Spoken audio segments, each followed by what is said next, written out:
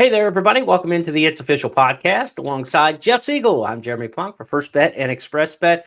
Rebel Stakes Week at Oak Lawn Park. That's where we are on the calendars. The Triple Crown Trail heats up, but it's under a freezing hot springs. And so the Rebel Stakes won't go Saturday this week. It's been postponed back to Sunday. So live racing around the country, subjected to high winds, cold temperatures. Jeff, but let's try to keep things warm here inside the podcast. And we'll talk about 5 big topics over the past week of racing, where it was down at Fairgrounds, where was many of the main players last week. Yeah, it's an exciting time of the year. We're getting to a point where we're going to have critical prep races, big fields, everybody trying to earn points to qualify for the Derby. We had an incredible performance last week. It's a tough game, though, Jeremy, as you know.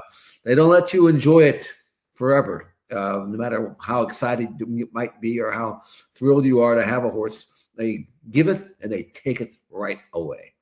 Yeah, and we are talking about Magnitude, the winner of the Risen Star Stakes, announced today, Marcus Hurst Daily Racing Form, that he is out.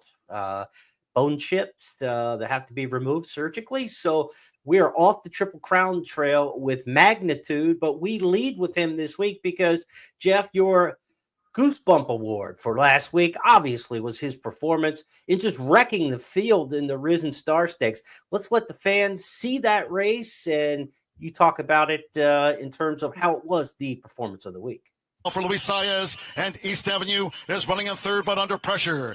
They straighten for home past the quarter pole. It's Magnitude. 3/4 in 1 minute 10.95 seconds. Magnitude coming down toward the final furlong. Holds a 3-4 length lead on Built. And then American Promise into third. Chunk of Gold is in fourth. East Avenue is well defeated here at the fairgrounds today by Magnitude, who just keeps on rolling for Ben Curtis home. It's Magnitude.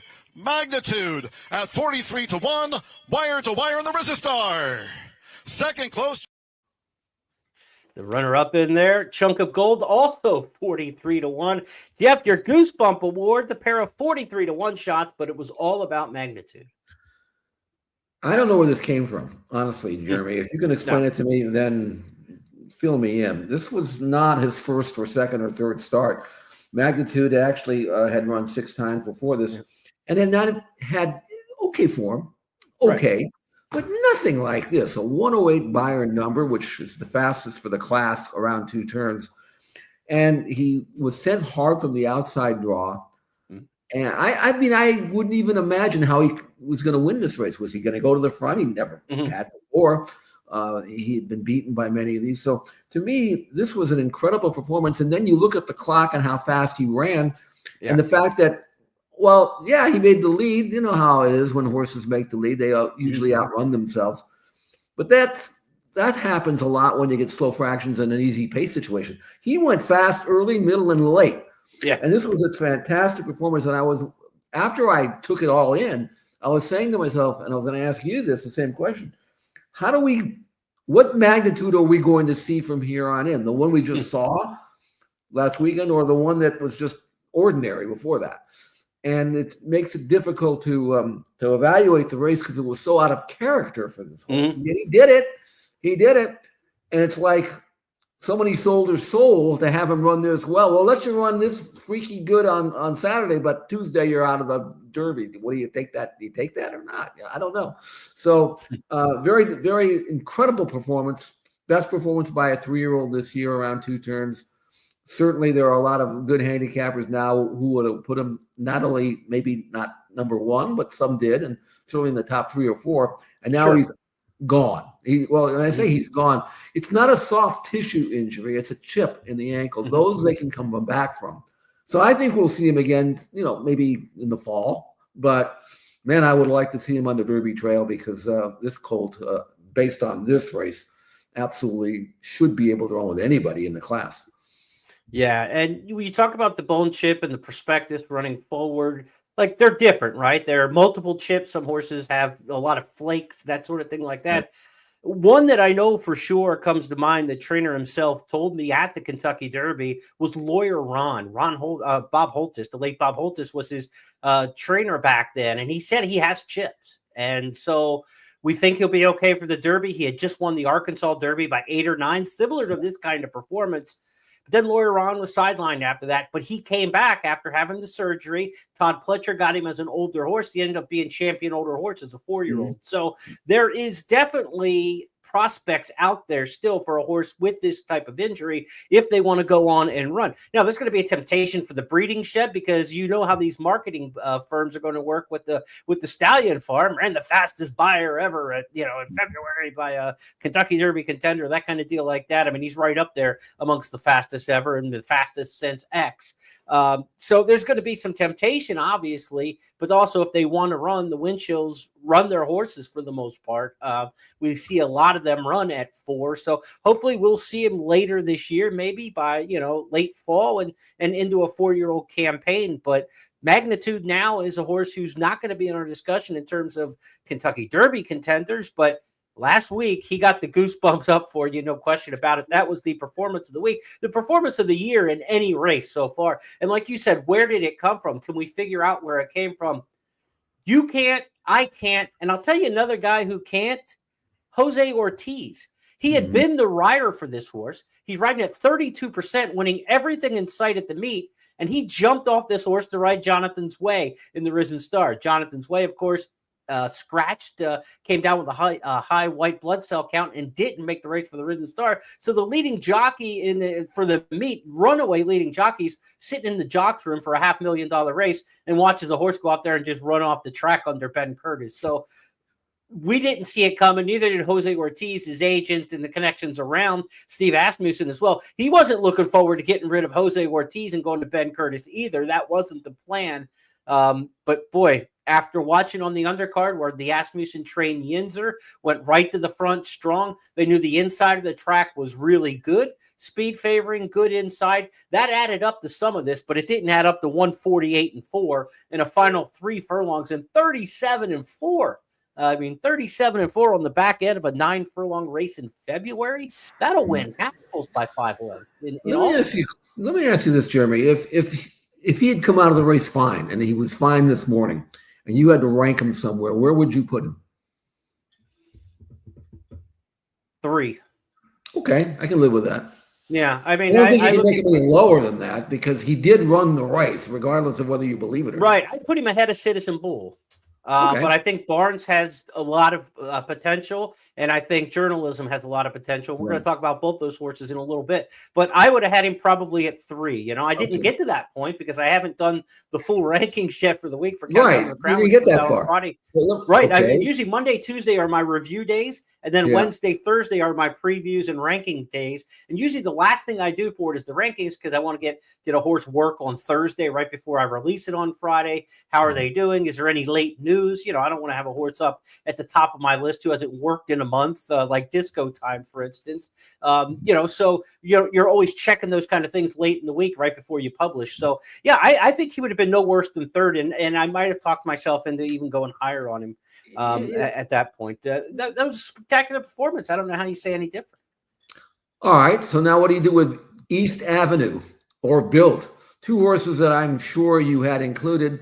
Or everybody had him included in the top 20. And now, I mean, Bill managed to run 3rd, so it wasn't a terrible race. But if you are going to think that you have a Kentucky Derby horse, you're supposed to run on a little bit from the top of the stretch of the wire. And East Avenue, the one thing that would concern me about him was that even though he stumbled badly at the start in the Breeders' Cup Juvenile, lost his chance, he never picked up his feet after that. He never ran a jump. He's supposed to make a little bit of a run, do something, overcome adversity. And then here he's getting a perfect trip, sitting outside in the clear, no dirt in his face, and then just off the bridle at the quarter pole and backed out of it and got beat. I don't even know how many lengths. That's got to be crushing. But, I mean, you got to be real. Yeah. Whatever East Avenue may have been at Keeneland as a 2-year-old, he ain't the same horse anymore. Well, no, and you wonder – I think there are 3 scenarios in recapping this race with East Avenue. 1, he bled, which we don't know about, and there's no Lasix in these races. So if that's the case, he's not going to get Lasix again in a stakes race through the Triple Crown. Yeah. So you don't want him, right? I mean, if he's bleeding and he needs Lasix, so that's not a deal.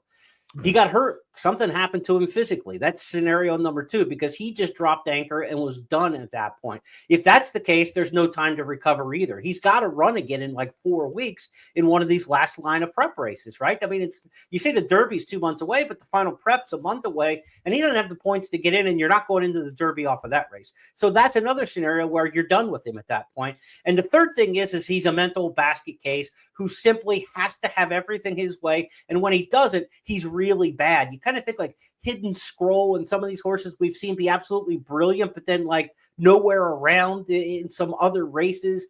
Not This Time was kind of similar going into the Breeders' Cup Juvenile, and that didn't work out. You know, you wonder with some of these horses if it's just completely mental, and if that's the case, you don't want to touch it for the Kentucky Derby either. So to me, there's only 3 scenarios: he bled, something physically went wrong, or he's got some mental issues, because he's not that bad of a racehorse. He's not that bad to run 10th beaten 22 3/4 lengths, right? I hope he's not. No, he's not. There is a 4th scenario.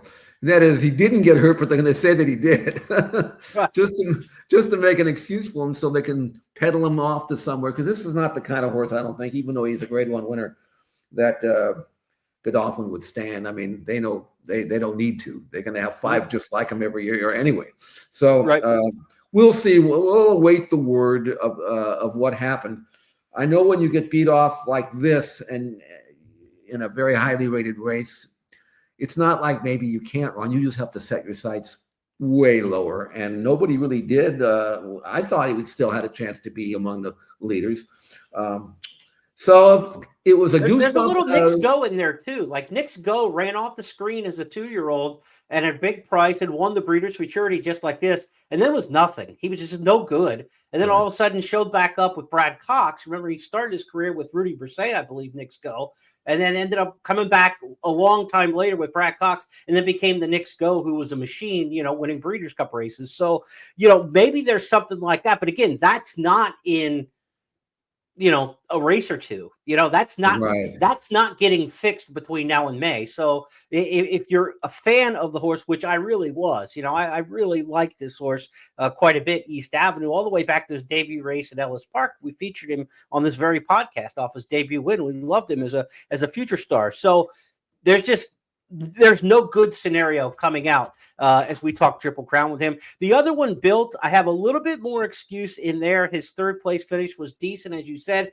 But in handicapping this race, I didn't like the intent going into this race, because they said they were skipping the Risen Star and going straight to the Louisiana Derby. At the last minute, they had a change of heart and said, for the Kentucky Derby points, running him in here, then we don't have to worry about something happening in the Louisiana Derby, and he doesn't get in on points. So this seemed like a points fishing expedition. And if he ran 2nd, 3rd, 4th and picked up a few points, he could do the same thing in the Louisiana Derby and get into the race. They kind of got what they wanted there. I think you would have much rather see him hold 2nd, though, and not get caught late by Chunk of Gold, the horse coming out of the race at Turfway. There's no reason for Built not to have held 2nd in this spot, so that part was disappointing. But I think he might have been a little short coming into this race, because I don't think they weren't hammering on him 7 days after the last race saying, okay, we've got to get him back and ready to go for this one. They thought they were waiting for the Louisiana Derby. So that change of plans might have explained why he got caught in the stretch. But Built, I think, if you thought Built was kind of a fringe Kentucky Derby horse before, like 20 horse field, he's your 14th, 15th best option. I don't think he changes. I think he's about the same as he was. I agree. He was 14th going in. He didn't make any up to the ground. He's going to be in the field, and it'll be up there, up the track somewhere. That's how I look at it anyway. Yeah, no, and I agree with that completely. I think that's kind of the scenario that we're looking at with Built. So in addition to our Goosebump Award, of course, going here to Magnitude, that's your recap for the Risen Star Stakes, the big one Saturday at the fairgrounds. Let's go to our second topic this week on It's Official. We go right into the Triple Crown tracker from that race in the Risen Star, and we've got a lot to talk about. Not only was it a big performance from Magnitude, but we had one of the more fun stretch runs. I don't know how much Triple Crown implications there will be coming out of this year's Sunland Derby. But I know this, we had ourselves a fun stretch duel in there, and it was 2 of the main players. It was Baffert, it was Lucas. It felt like the 2002 Derby all over again. Baffert and Lucas in the Sunland Derby. Looks to have his measure. Caldera with a sweeping move. Getaway car's going to have to find something more and find it quickly. Touchy is third, straightening away into the long Sunland Park stretch. It is Caldera for Dwayne Lucas leading a neck, fighting back. Getaway Car will not give up. Getaway Car vigilant on the inside. Getaway Car coming back. Getaway Car, Caldera throw down in an awesome finish. It was the inside there with Getaway Car. I mentioned the 2002 Derby where it was War Emblem for Baffert beating Lucas and Proud Citizen. But that might have been more 1996. The order was finished around when Grindstone for Lucas beat Cavalier for Baffert by a nose. That was a closer finish there. But again, Baffert Lucas, we've seen him over the years in these big races. This was a fun renewal of the Sunland Derby, Jeff, but will it be important? It was a good race. It was a fun race, as you pointed out. And actually, I was sort of impressed by Getaway Car. I don't think he's a Derby horse or anything like that, but he showed some gameness that I didn't really know he had. And this runner-up Caldera, well, I mean, he's progressing. I think that he's probably going to be allowed to barrel on in the sequence here of the prep races. Even though he just broke his maiden at Oaklawn, but Wayne Lucas doesn't wait around for anybody. He's going to go forward as fast as he can. Yeah. And that's a decent sort of colt. Again, just his fourth career start. So the first two ran well. The number was legitimate. It was a good, solid race. The horse that I liked in the race was third. He ran okay. Touchy. He just got outfooted, basically. I mean, that's what he is. The rest of them probably didn't belong. But, I mean, Bob must have been pleased, and because I don't think he really holds this colt in that high regard, if you know what I mean. I mean, he's a good colt and all that, but not like the others that he has that he's going to be firing with. Yeah. So good one for him. I don't think we saw the Kentucky Derby winner in the race, though, but still, fun race. I wouldn't be surprised if we see Getaway Car in the Lexington at a mile and a 16th, that they don't try to go to the mile and an eighth with him.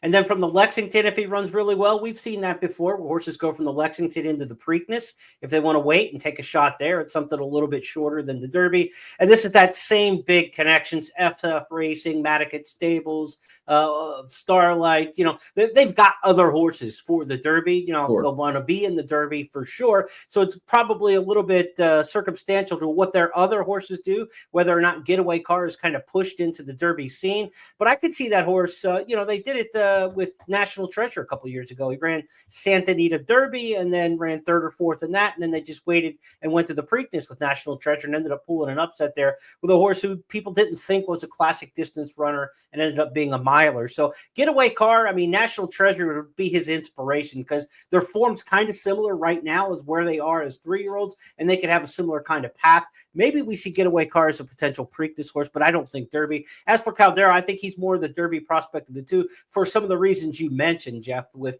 Lucas, he's going to get a shot to come back, probably Oaklawn for the Arkansas Derby. He's on a good time for the Arkansas Derby now because the Rebels this week. So if he goes up against the Rebel horses in the Arkansas Derby, he'll have an extra week of preparation and rest for those versus those horses who come back in the Rebel. So he's actually on a nice pattern right now. And of course, my racehorse is going to try to get horses into the big races. Their whole deal is to sell stock. So they want to be in the dance. Lucas is the guy to get you to the dance. Caldera will get every chance to qualify. He's already one of those. He's good enough. So he's definitely. I mean, take it from someone who did this 30 years ago with Team Valor. Mm-hmm. Part of the allure is, I told Barry, and I said, Barry, we're not in the horse business. We're in the entertainment business. Remember that? And I think that that's what my racehorse is too. That's a look at the Sunland Derby. Now, last weekend, we also had Pool 4 of the Kentucky Derby Future Wager. That closed. 40 betting interests, 39 individuals, and all other 3-year-olds. Magnitude would have been part of that all other 3-year-olds because he was in the Derby Future Wager Pool 3, but not brought back for Pool 4. That's another one. How did we miss it? Amongst the top 40 prospects, they didn't even bring him back into from Pool 3 to Pool 4. They dropped him out of there. So everybody missed Magnitude altogether. He would have been part of that all other situation, which is the 9-2 favorite at this point. Barnes is the individual favorite at 8-1. Champion 2-year-old Citizen Bull's second choice at 9-1. Then you got Burnham Square, San Sandman, who's running this weekend, Sovereignty, who hasn't run yet this year. East Avenue had a ridiculous amount of money bet on him before the race at Fairgrounds. I don't know why anybody would bet a future wager on Friday or Saturday when the pool closes Sunday, but a lot of people already had money on East Avenue before he laid that egg, and that's how he ended up at 18-1. Then you've got horses like Journalism, John Hancock, Chancer McPatrick expected to make his 3-year-old debut, I believe, in the Fountain of Youth coming up in a couple weeks. So that's a look at the individual wagering interest for Kentucky Derby Future Wager Pool 4, Jeff. Any numbers in there stand out at you as you look through the list? Well, I'm looking through it, and the ones that stand out are the ones that I wouldn't bet with your money. Like, for example, for me, Chancer McPatrick. I mean, even if he's late to the party a little bit this year, I still think he's a one-turn horse. I'm not even sure how good he is. But I don't think he's a Kentucky Derby type of horse. But looking down the list, I mean, Captain Cook maybe at 35-1, because I don't know how good he is. He might be really good. River Thames, same thing at 38-1. I could see a couple of bucks on him if he's. I don't mind going down with a price at 35 or higher. I don't want to take shorter prices. I think Burnham Square, it would be interesting if I got a few more than just 15-1, because you still have to get there. I tell you what, from what I've seen, if I had to do it today, I might be tempted to take 19-1 in Journalism. That's how good I think he is. Yeah. Even though it wouldn't be a smart bet, but if he's going to go out and do what I think he's going to do, I'm pretty sure I'll have to get much lower odds on Derby Day than 19-1, because this colt, not only is he run well, and you've been on his bandwagon as long as or longer than I have, training unbelievably. He just trains like a classic horse. He's on the outside here. He's going a minute and change. Could have gone in 58. Never asked to drop. Never got out. Never even tried, Jeremy. This was impressive. Yeah, he's just galloping and loping, 2-minute licking, as they would say, when they're kind of galloping out in the middle of the track.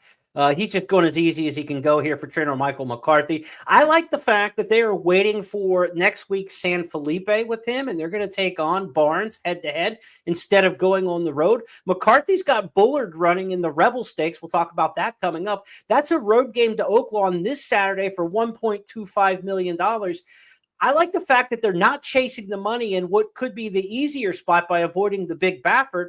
They want to stay home because they're looking at a process with this horse. The horse who won the Los Alamitos Futurity. I think it's San Felipe, Santa Anita Derby, 2 home games, and then they hit the road to Kentucky. I think Journalism, to me, is one of the ones. And 19-1, not bad, but he still has 2 starts. And so if I'm betting futures this time, I kind of lean to the horses who have 1 start left, because you're just taking a big variable out when you're risking your money. So you look at a horse like Captain Cook, I think that makes him great value. You had mentioned him 35-1 here. He's going to run one more time in the Wood Memorial. If that horse coming out of the Withers, when he looks so good for Rick Dutrow, comes back and wins the Wood, he's 8, 9, 10-1 in the Kentucky Derby.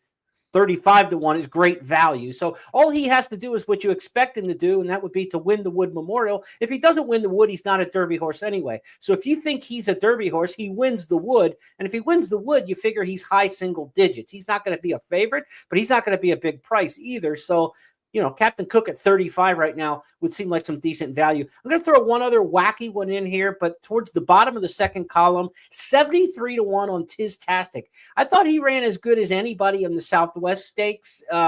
And we'll take a look at that race in a little bit as we preview the Rebel. He's running in the Rebel this weekend for Steve Asmussen. Steve just lost his big horse. We've seen the Derby gods do this over the years when you think, oh, no, everything's going wrong on the trail for somebody. I'm not so sure Tiztastic. I love his pedigree. I think he's run decently in his races so far. He's one who could get good. And if you're getting 73-1, that's not worth too bad of a shot. At that stage of the game. So he's still a race or 2 away from even being interesting as a Derby horse, but it's 73-1. I think you could have gotten interested in this pool. Jeremy, I just want to quickly jump in and bring in this pattern that I always seem to bring in when it shows up. Tiztastic's buyer numbers, and he's run 6 times now. They've gone from 69 to 70 to 77 to 79 to 82 to 89 in the Southwest. He's never taken a backward move, and he's by Tiz the Law, and they figured to develop a little later. So you could do worse than 73-1 on him if you got it. Yeah. Yeah, he'll be in the Rebel this weekend. We'll see what he's got. Another horse who was on the track working yesterday morning, the Bob Baffert trained Barnes. And as we continue our Triple Crown tracker, you've got to see this work. Jeff and I talked about this a week or so ago. Barnes has only run around one turn to this point. He's going to run next week at Santa Anita in the mile of 16 San Felipe. That's around 2 turns. And we said, look for that pseudo 2-turn workout from Bob Baffert. He's one of the only trainers who really does this, but he'll work a horse 6 furlongs from the half-mile pole to the opposite 3/4 pole, so they work around 2 turns. And here's the work where Barnes, I thought, looked absolutely fabulous in here. He's working with Flying Drummer. Jeff, tell us a little bit about Flying Drummer, the gray who's in the front. He's a very, very fast, older allowance horse. Now, this is not a race. It's a workout. If this were a race, Flying Drummer would be 5 in front, because he can't run this way. You got to let him roll. And but on the other hand, Bob obviously isn't concerned with Flying Drummer. He wants to get Barnes ready for a Derby campaign. He's going to do whatever it takes. And Barnes hooked him early. They're both going really easily. My only issue with Barnes, and it may be a false issue, is that he's a blockier, stronger type of horse than Journalism is. Maybe quicker, maybe has more acceleration, but he also may have a little bit more difficult time going 1.25 miles. And that was prior to this work. He's not working like a horse who's going to worry about distance, I'll tell you that. And I think you have to work him a little faster because he carries more condition, as they say. Well, you see, asking him through the turn here, look all the way through. This isn't a gallop out here. He's going now. He just now starts to pull up for the gallop out there. That's almost a full 2-turn workout there. And that's what they needed to do to get this horse to the 1.25 miles, right? They're trying to stretch because, like you said, may not have the physical tools built for it. Maybe on pedigree, you have some questions on the dam side, whether or not he'll get the full 2 turns. You don't have that with Journalism, right? He's out of Mopatism, who was a really good distance route mare and the curling on the top end. So there may be 2 horses in the country working better. We don't get all the workout videos. I know Bruno with the Works does a really nice job in parts of the country in the Midwest and, of course, First TV in Florida and Kentucky. But I can't imagine. I haven't seen all of these 3-year-olds work, but I've seen a lot of them. I can't imagine 2 of them working better than Barnes and Journalism going into next week's San Felipe. Well, I have them 1 and 2 in my countdown of the Crown rankings. We'll see. But they are doing well right now. If you want to win a Kentucky Derby, it would be nice to have trainers who can do that, classic races, and they both do. So that's part of the equation as well. Let's go now to we go from our Triple Crown tracker to our third topic this week, which could be a preview of the Rebel Stakes. We are heavy on the 3-year-olds this week because that's the time of year that it is. Rebel Stakes coming up this Sunday at Oaklawn Park. Again, Sunday, because they have moved all their race days back. The cards that are already drawn this week are going to be run on Friday or on Saturday, Sunday, and Monday. So the normal Friday, Saturday, Sunday cards at Oaklawn are now going to be Saturday, Sunday, and Monday. Here's the field for the Rebel Stakes. They're set for 14 in here. The horse in the photograph is Speed King, who last time out took him wire to wire in a very troubled edition of the Southwest Stakes. We're going to take a look at that in just a bit. Some of the other horses out of the Southwest, we already mentioned Tiz-tastic, who was 3rd in there. Sandman, a horse who's 4th individual choice for the individual bets in the Kentucky Derby future wager. Sandman off a troubled trip in this race with a good post 3 draw. Jeff, thoughts on this 14-horse field as we look at it first up, and then we'll go back and take a look at that Southwest and kind of shake out some of that trouble. Well, there are 2 California invaders in this race: Bullard for Michael McCarthy, and then Madigan Road at his Baffert's Colt. And I'm kind of soft on both, quite frankly, here. I usually like to take the California shippers, but I've seen enough of both to think that they're not all that. Bullard has trouble changing leads. He beat Madigan Road, which we were all thrilled about when he did that in the Bob Hope. And in looking back now, he had nobody else behind him that day. I thought he should have run better in the San Vicente. He was supposed to win that race. At least we thought he was going to. Again, didn't change leads, moved up wide, flattened out, didn't even manage to finish 2nd. He's worked well, but not great since then. I just don't know if he's all that. And Madigan Road's the same thing. I mean, 2nd in his debut, but behind Bullard. But if Bullard's not all that, then being second to Bullard doesn't prove that much. And I watched Matticat Road train out here. He's trained again, okay, but not great. I mean, there's a rather substantial gap, in my opinion, between Barnes and these two horses. And they're going where they should be because they're not winning anything out here with those two horses out here in California. And whether or not they can act on the ship and run out over there at Oakland remains to be seen. But they're going to get maybe more play than they deserve. So I'm soft on them. I'm looking elsewhere. Bullard got beat 6 lengths by Barnes in that San Vicente. Matticat Road got beat 6 lengths by Citizen Bull and another 2 lengths by Rodriguez in the Bob Lewis Stakes. So a lot of people think Citizen Bull, Barnes, Rodriguez are the top of the Baffert food chain out there on the West Coast. Now we're going to get a sense with these two shipping to Oaklawn. Where does that put the other horses in this part of the country at Oaklawn? Because as far as Oaklawn goes, this is the best of the best this season. You've got horses who won the Southwest. You got horses who won the Smarty Jones. The gang's all here in terms of the Oaklawn horses. So where do they stack up with horses who are 6 lengths below California's best? It'll give us a nice little barometer in that respect. Yes. Now, shaking out these horses from Oaklawn Park, we mentioned that Cole Battle, of course, won the Smarty Jones in easy fashion by 4. He's going for his 4th straight stakes win for Lonnie Briley. But it's the horses coming out of the Southwest that are a little more difficult to figure out because there was so much going on in that race. I'd love to explain it to you, but Matt Dinnerman did such a good job in the call of the Southwest. Let's go back and watch the beginning of the Southwest Stakes and then watch the finish up here for the big-time winner in there, Speed King. Here's the Southwest, and pay close attention to the race color. He does a great job explaining what's going on. And they're off in the Southwest, and a terrible beginning for Sandman. He stumbled badly at the break, and Sandman is well out of it early. That's going to cost him. Speed King on the lead today. He's trying to get over from the far outside post. Gaming has to steady hard behind horses into the first turn run, so not a good go for Sandman or Gaming. The second and third choices in the wagering. Patch Adams, in the meantime, he's third last. So the 3 horses that have supported in the wagering are second to last, last, and third last, approaching the backstretch run as they come to the top of the lane. Speed King, Rafael Bejarano putting away American Promise, and Speed King says, come and catch me if you can. Speed King down the lane with a 3-length lead. Look at Sandman after the bad break. He's run a tenacious race, and Patch Adams, they're moving after Speed King. Speed King, 16th to go. He's 2 ahead. Sandman trying to get him. Speed King holding on. Sandman trying to dive after him, but it's going to be Speed King. Speed King all the way. So Speed King kind of got the best of that trip, obviously, going to the front with all the other trouble to the back. And again, not just horses who got in trouble, but the 3 wagering choices in that race all were not where they were supposed to be in the race, and it kind of gift wraps things a little bit to kind of what we just saw in the Risen Star, Jeff, where you thought there would be a lot more out of East Avenue. Jonathan's Way looked like the other main contender in that race. With Jonathan's Way scratching and East Avenue not running at all, it really kind of exaggerated what we saw from magnitude in that victory. It reminds me a little bit of what we just saw there in the Southwest. When the others just didn't come with their game early, it just gift wrap the race for him. I'd be surprised if Speed King comes back and wins again.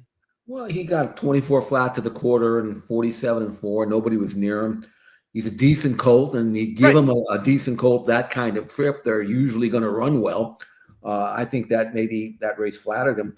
On the other hand, Sandman, Matt said he stumbled at the start, but he didn't really stumble. He just kind of broke in a tangle and sideways, and he did it to himself.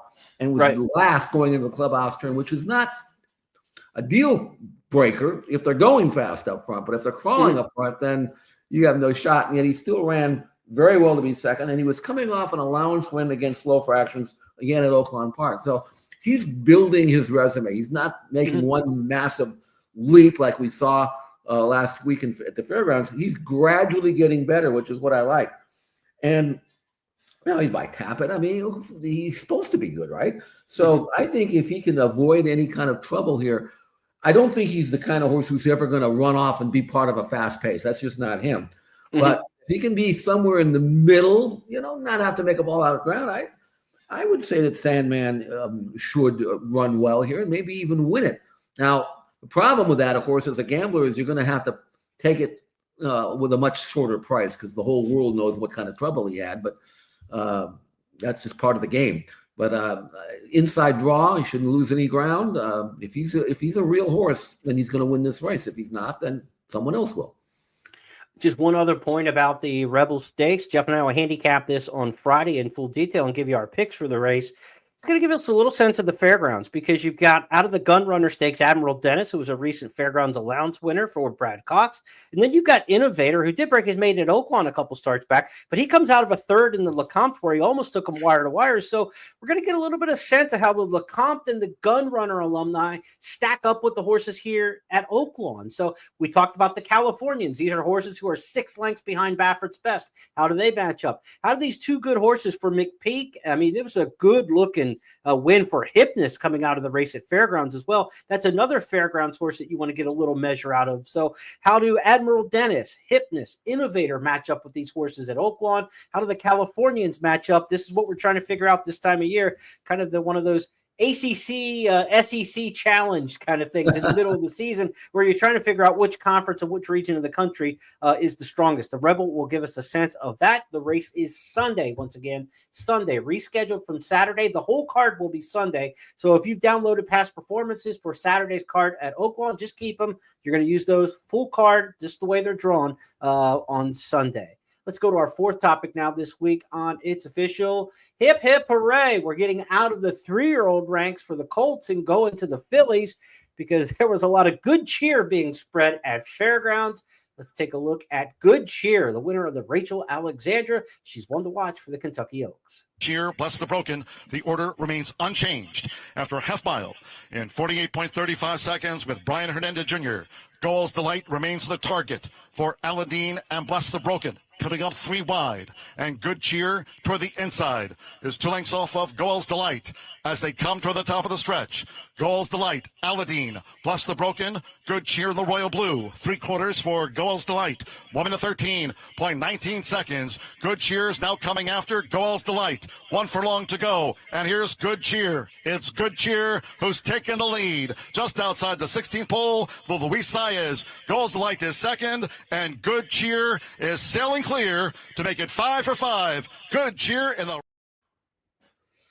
How about that? If you tried to make a 4-horse team workout visualized on the screen, that's exactly what it would look like. You would put the good horse in the back, tucked away, covered up, kind of wait through, weave through, and then just finish up and blow the rest of them away. That was a paid workout essentially in the Rachel Alexandra after a couple key scratches in there. But Good Cheer looks as good as she was when she left it too, if not better, Jeff. She was behind those 3 horses, and she kind of had to stymie herself because she wanted to go, and the jock says, I want you to get the more dirt. I don't need to be driving you out this early because I don't want to give you a hard race. But she got a low 90s buyer, which is still very good, a career top. But there is a situation where if the leaders had been going faster, the race would have been faster. It wouldn't have stopped her at all, and then she would have earned a 100 buyer, and people would be raving about her. But this actually worked out better because it wasn't a hard race for her. Physically, she didn't even run. And by the way, we didn't show the gallop out, but she was halfway to Evangeline Downs by the time they hit the backstretch. I mean, she was just starting to get warmed up. You know what I mean?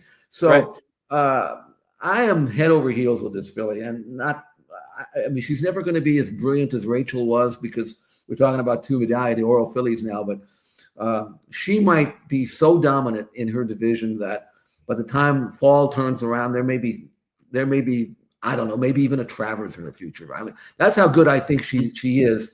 I mean, she's 5 cents on the dollar, so she's going to win this race. But I don't know anybody out there that's going to touch her, and she's going to get nothing but better. She's incredibly gifted, and pedigree suggested that's what she should be. If she's going to be warmed up on the Oaks Trail or in the Oaks itself, it might be her stablemate Mohima, who runs in the Fantasy Stakes, are on the prep for the Fantasy Stakes coming up this weekend at Oaklawn Park. Another Brad Cox trainee. To the victor go the spoils. Of course, Cox had the champion 2-year-old filly last year, Immersive, who was undefeated through winning the Breeders' Cup, but she was sidelined in mid-January with some bone bruising. So if you haven't seen, any talk about Immersive, she's out. She won't be on the Oaks Trail. Hopefully we'll see her down the line, but no Immersive aversive, but you've got Mohima, you've got Good Cheer. Cox won the race down at Gulfstream already in the 3-year-old filly division. Filly's name there escapes my memory at this point, but he's got a lot of them towards the Kentucky Oaks. And when you can lose the champion filly and still have a strong hand to play, that just tells you how talented the 3-year-old fillies are for Brad Cox. And did we mention Brad Cox with 3-year-old fillies? But our stars of tomorrow segment here. Let's go back to Fairgrounds on Saturday in Maiden Company.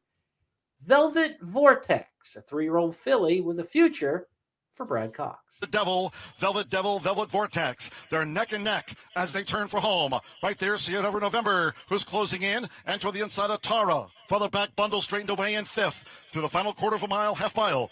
45.32 seconds, Velvet Devil and Velvet Vortex. And they take this confrontation into this final furlong. It's Velvet Devil, Velvet Vortex, and Tyler Gaffalione on the outside. And Velvet Vortex and Velvet Devil, they battle all the way down toward the line. Atara's third, Sierra November 4th. Velvet Vortex fired first time out. Velvet Vortex by 3/4 of a length over Velvet Devil. Atara third, Sierra November finished 4th in 109.86. All right, Jeff, tell us about this one. Your star of tomorrow, Velvet Vortex. That's fast time on that track, and she did it stylishly. And there are several things I liked about the race. She broke running, but she didn't bust out there and go. She switched off so beautifully, sat second, dropped her head, just kind of galloping around. Mm-hmm. And then when she was asked to run, she quickened like a really good filly. Now, the runner-up ran very well. She just won second in her prior start, and she was like 8 clear of everybody else. So it was a legitimate race. And by the way, this filly doesn't have to take a back seat for anybody in terms of pedigree. She's from the first crop of Complexity, who's done very well so far. She also is a half-sister. This filly we just saw is a half-sister to Feza. Feza won 5 out of 6 for Bob Baffert. She won the Starlet, a grade 1 race. That's a 2-year-old. Won the San Diego Oaks, Las Virgenes. I mean, she only ran 6 times, but she was top class. Mare's young. Mare's only 11 years old, and she's already had Feza. Now she gets this filly, and I mean, she's behind the others for sure. And she may be more of a miler based on her sire, Complexity. But I'm pretty sure Brad will find a good spot for it down the road. I don't think he has to come back in a non-winners of 2. This filly has Keeneland written all over it, doesn't she? Mm-hmm. Yeah, and then you could be looking at something like the Acorn, something like that, the one-turn nature a little bit later in the year. You had the 2 Velvets there in the stretch run at Fairgrounds. Remind me of the old Saturday Night Live character, Velvet Jones. Remember Eddie Murphy as Velvet Jones, School of Cosmetology? They should have had that for the 50th anniversary of Saturday Night Live. They've been showing a bunch of those clips over the years, but Velvet Jones. That's my extra addition to this week's It's Official Topics. Let's review the topics we had this week on the show. We started things off with the Goosebump Award. It was Magnitude, 9 3/4 length winner of the Risen Star Stakes at Fairgrounds. Unfortunately, the news of today, that runner now sidelined with some bone chips and will miss the Triple Crown. Our Triple Crown tracker took you to some morning workouts with horses like Journalism and Bob Baffert's big one, Barnes. We looked at the Getaway Car Victory in a tough stretch run with Calterra in the Southern Park Derby. We also took a look at the Kentucky Derby Future Wager Pool. In the Rebel Stakes preview, we're looking at a lot of regional showdowns. The Californians are coming to Oakland. The local stakes winners are trying to hold down the fort. A couple runners from Fairgrounds should give us a great look this weekend. Jeff and I will handicap the race on Friday, but we gave you our early preview of the Rebel Stakes. Hip, hip, hooray. Jeff tells me that slogan was created in 1819 through his research. Hip, hip, hooray. We were talking about Good Cheer, the winner of the Rachel Alexandra Stakes. And our star of the future was that same filly's stablemate for Brad Cox, the Good Cheer stablemate, Velvet Vortex, half-sister to Feza, our star of tomorrow. That wraps up the 5 topics. They are now official because Jeff Siegel and I said so. That's how we do it, and we'll do it again in another week's time. We'll have a recap of the big weekend at Oaklawn Park. Also, the big races in Saudi Arabia are this weekend. Michelle Yu is in Saudi Arabia as part of the national coverage. You know her from Santa Anita, but she's going to be contributing some handicapping and on-site reports for First Bet and Express Bet over the next several days once she's on the ground in Saudi Arabia. So be sure to check that out. Saudi Cup coming up on Saturday, also the Saudi Derby. Not a points race for the Kentucky Derby, but the Saudi Cup and Saudi Derby certainly will have a lot of international interest. And Jeff and I'll recap those next week. We've got a lot of work to do between now and then, Jeff. Good work, fun work. The more the merrier. It's a great time of the year, and some lots still to be learned, and not just in the Colt division, but the fillies as well. Want to see how high some of these can rise and fly, and we'll have a very, very important race in Santa Anita on that Derby Trail a week from Saturday. So I can't really. It's good. It's just really the best time of the year for me, anyway. It is. It's that time. So we will get set for our handicapping and do the work between now and Friday when we reconvene. So between now and then, have a good couple days, everybody. We'll talk to you on Friday.